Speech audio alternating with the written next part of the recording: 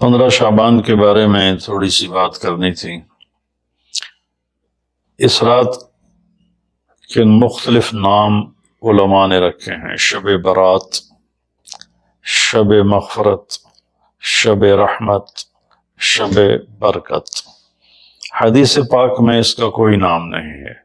حدیث پاک میں ہے لیلۃ نصف من شعبان، آدھے شعبان والی رات، یعنی 15 شعبان کی رات۔ اس میں صرف یہ الفاظ ہیں۔ یہ نام بعد کے علماء نے رکھے، چونکہ اس میں مغفرت ہوتی ہے تو اس کا نام شب مغفرت، اس میں جہنم سے خلاصی ہوتی ہے تو شب برات، اس میں برکات کا نزول ہوتا ہے تو شب مبارک، اس میں اللہ کی رحمت کا نزول ہوتا ہے تو شب رحمت۔ لیکن لیلۃ نصف من شعبان اس کا نام حدیث پاک میں آتا ہے۔ اللہ تعالیٰ اس رات کی رحمتیں برکتیں ہمیں نصیب فرمائے۔ اصل میں اللہ نے بخشش کے بہانے رکھے ہیں۔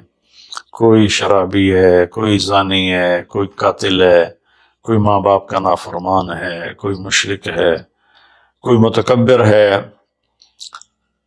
کوئی سود خور ہے، کوئی رشوت خور ہے، ایک دفعہ آج کہہ دے، کل کی رات ہے کہہ دے گا کہ یا اللہ میری توبہ، تو اللہ کی قسم اگر اس کے گناہ زمین سے لے کر آسمان کی چھت تک بھی ہوں گے نا، تو ایک آدھے بول پر یا اللہ معاف کر، اللہ سارے معاف فرما دے۔ سبحان۔ تو اس کی یہ فضیلت ہے کہ اس میں اللہ تعالیٰ کی طرف سے بخشش کا نزول ہوتا ہے۔ باقی یہ جو کہتے ہیں کہ اس میں فرشتہ اترتا ہے اور سارے سال کا بجٹ بتاتا ہے اور سارے سال کے واقعات، یہ کسی حدیث میں میری نظر سے نہیں گزرا۔ سورہ دخان میں فیہا یفرق کل امر حکیم کا جو آیت آتی ہے، تو اس سے پہلے کی آیت شب برات کی نفی کرتی ہے، انا انزلناہ فی لیلۃ مبارکۃ، کہ ہم نے اس سے مبارک رات میں اتارا قرآن پاک۔ تو قرآن پاک تو لیلۃ القدر میں اترا ہے، تو اگر کوئی کسی قسم کے اعلانات ہوتے ہیں تو پھر شب قدر میں ہوتے ہیں، اس رات میں نہیں ہوتے۔ دوسرا یہ ہے کہ اس کے روزے اور بندگی کے بارے میں، شب قدر کی اللہ کے واسطے میری بات دھیان سے سنو، اللہ کی قسم کوئی خاص عبادت میرے نبی نے نہیں بتائی۔ لیلۃ القدر کی کوئی خاص عبادت میرے نبی نے نہیں فرمائی۔ حضرت عائشہ رضی اللہ عنہ نے پوچھا، یا رسول اللہ اگر مجھے لیلۃ القدر نصیب ہو تو میں کیا کروں؟ کہا یہ دعا پڑھو، اللہم انک عفو تحب العفو فاعف عنی، اللہ تو معاف کرنے والا ہے، معافی کو پسند فرماتا ہے، مجھے معاف فرما۔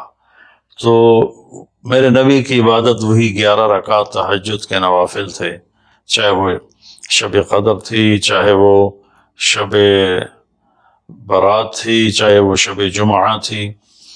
تو اب اس کے نام پر لوگوں نے کیا کیا خرافہ، چونکہ ہم قرآن اور حدیث سے نہیں جڑے، کتابیں لکھی ہوئی ہیں، کس نے لکھی، اس کی سند کیا ہے، اس کی تمیز ہی کوئی نہیں ہے، تو وہ پھر بہت ہی زیادہ 4 رکعت پڑھو، پہلی رکعت میں یہ پڑھو، دوسری میں یہ پڑھو، تیسری میں یہ، چوتھی میں یہ سب بدعات ہیں، ان کا کوئی تعلق نہیں میرے نبی کے کسی بھی فرمان سے۔ میرے نبی نے صرف عبادت کا فرمایا ہے، عبادت، تو شب قدر میں بھی کوئی خاص عمل نہیں۔ اور دوسری بات یہ کہ اگر آپ نے عبادت کرنی ہے تو مسجد نہیں گھر، مسجد نہیں گھر، مسجد نہیں گھر۔ میرے نبی نفلی بندگی گھر میں ادا فرماتے تھے۔ اب شب برات میں صلاۃ تسبیح کی جماعت ہو رہی ہوتی ہے، یہ کتنی بڑی نادانی کی بات ہے۔ نفلوں کی تو جماعت ہی نہیں ہوتی، تو یہ صلاۃ تسبیح کی جماعت کروا رہے ہوتے ہیں۔ نفلی عبادات کے بارے میں اللہ کے نبی کا طریقہ گھر میں پڑھنا ہے، اور اللہ کی طرف سے بھی ہمیں جو اشارہ ملتا ہے، فاذکر اسم ربک وتبتل الیہ تبتیلا، اپنے اللہ کو خوب یاد کریں اور لوگوں سے کٹ جائیں بالکل، اور سب سے کٹ کے آپ اپنے رب کو یاد کریں۔ وَمِنَ اللیل فتہجد بہ نافلۃ لک عسیٰ ان یبعثک ربک مقاما محمودا فإذا فرغت فانصب وإلی ربک فارغب۔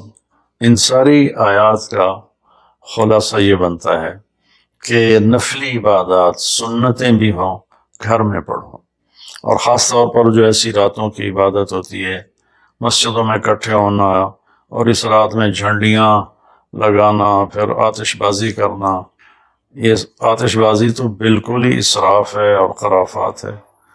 تو میری گزارش ہے کہ میرے نبی کی جو سنت ہے، آپ نفلی بندگی عبادات اپنے گھر میں فرمایا کرتے تھے۔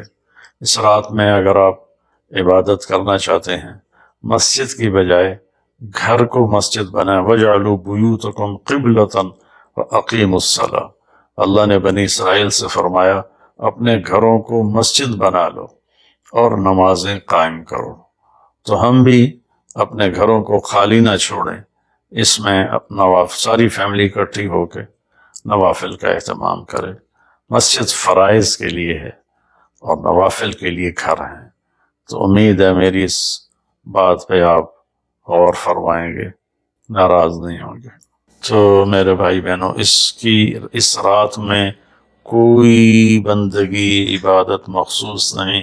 ہاں، آپ تہجد کے نوافل پڑھیں، ساری رات پڑھیں، آپ قرآن کی تلاوت کریں، ساری رات کریں، آپ اللہ کا ذکر فرمائیں، ساری رات فرمائیں، آپ دعا مانگیں، چاہے ساری رات مانگیں۔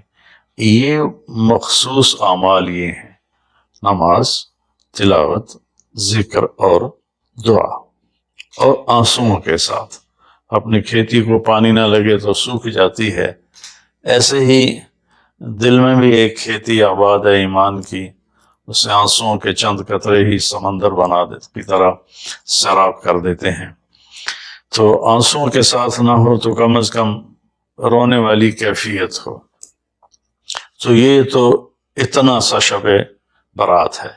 روزے کے بارے میں جو ابن ماجہ کی روایت ہے، قوموا لیلہا وصوموا شہرہا، یہ روایت بہت شدید ضعیف ہے، اور علامہ البانی رحمۃ اللہ علیہ نے اس کو موضوع قرار دیا ہے۔ تو اس میں روزہ اس نیت سے رکھنا کہ میرے نبی کی سنت ہے، یہ غلط ہے، اس طرح یہ بدعت بن جائے گا۔ کوئی ویسے نفلی روزہ اس رات میں رکھنا چاہتا ہے مستحب سمجھ کے، نفل سمجھ کے، وہ میرے خیال میں اس میں کوئی قباحت نہیں ہے، لیکن سنت سمجھ کے اگر وہ رکھنا چاہتا ہے تو یہ بات صحیح نہیں ہے، چونکہ روزے والی روایت بالکل قابل اعتبار، قابل حجت نہیں ہے۔ 15 شعبان کی رات کو عائشہ فرماتی ہیں میں اٹھی تو آپ بستر پر نہیں تھے، تو میں ڈھونڈنے نکلی تو آپ جنت البقیع میں پہنچے ہوئے تھے۔ تو آپ نے دیکھ کر کہا عائشہ تو کیا سمجھتی ہے کہ اللہ اس کا رسول تمہارے ساتھ خیانت کریں گے؟ میں تو بقیع والوں کے لیے آیا تھا دعا کرنے۔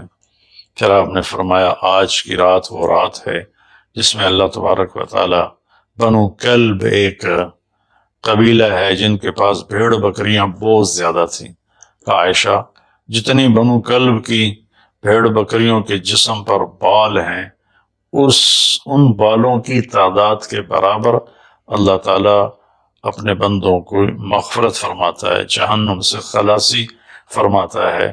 اس پر شب برات اور شب مغفرت علماء نے اس کا نام رکھا، میرے نبی کی زبان سے یہ نام نہیں نکلا۔